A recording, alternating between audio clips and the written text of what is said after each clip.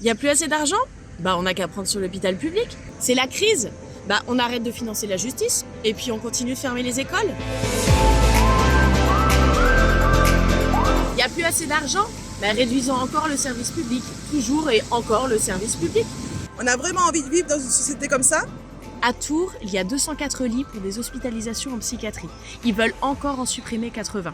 Alors oui, la psychiatrie, ça vous parle pas forcément. Mais si votre grand-mère traverse une période de crise, elle a besoin de soins.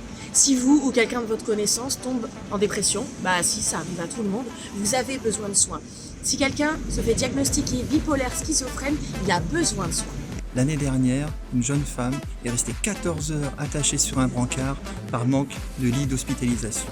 Maltraiter les gens comme ça, je veux plus en faire mon métier. Les gens qui sont comme moi, qui sont atteints de problèmes psychiatriques, ils n'ont qu'une peur, c'est se retrouver tout seul et être tenté de faire des TS ou des choses comme ça, ou d'avoir des délires dans la rue. Et si on va les laisser en pâture à la rue, voilà ce qui va se passer. Et moi, je voudrais que tout le monde lutte. Je suis psychologue et je connais le travail des équipes au quotidien pour rendre les hospitalisations en psychiatrie les plus agréables possibles, parce que ce n'est jamais facile d'être hospitalisé, qu'on le choisisse ou pas. Diminuer les lits, c'est transformer l'hôpital qui soigne en hôpital qui trie les patients. Je suis psychomotricienne. Et si nous n'avons plus les moyens de soigner les patients en psychiatrie, nous ne pouvons plus remplir notre mission de service public.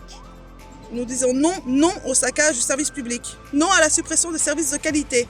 C'est important d'avoir des lieux de vie, de rencontre dans l'hôpital psy. Le lien à l'autre, c'est ce qui fait cruellement défaut dans la psychose. Et on accueille beaucoup de patients psychotiques.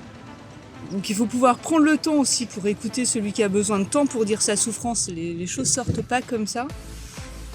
Et enfin, les ateliers, tous ces espaces qui sont dédiés aux soins, sont des vrais outils thérapeutiques. Si on nous prive de ces outils-là, c'est un petit peu comme si on privait un chirurgien de son bistouri. On n'imagine pas. Et ben nous, on n'imagine pas non plus. Nous nous sommes mobilisés. Mais notre requête est restée sans réponse. On a lancé une pétition et vous pouvez participer. Il s'agit de nos conditions de travail. Mais c'est aussi pour vous qu'on se bat. Un grand projet pour la psychiatrie à Tours est possible uniquement si les soignants et les patients sont impliqués directement. On a une occasion historique à Tours, il ne faut pas la laisser passer, car notre priorité est et restera la qualité du soin et la qualité de l'accueil. On a de plus en plus de gens qui arrivent aux urgences avec une réelle souffrance psychique et qui nous demandent des hospitalisations, chose à laquelle on ne peut pas répondre aujourd'hui. Nous sommes d'ailleurs aussi très inquiets par le fait que les psychiatres et les infirmières et infirmiers ne veulent plus venir travailler au CHU.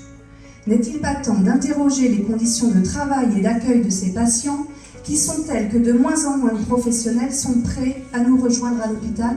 La future fermeture des lits, on peut déjà en fait voir ce que ça va donner, puisque actuellement sur la Psy A, on a déjà la moitié des lits qui sont fermés pour absentéisme, post-Covid, manque de médecins et d'autres raisons. Y a-t-il une autre réaction?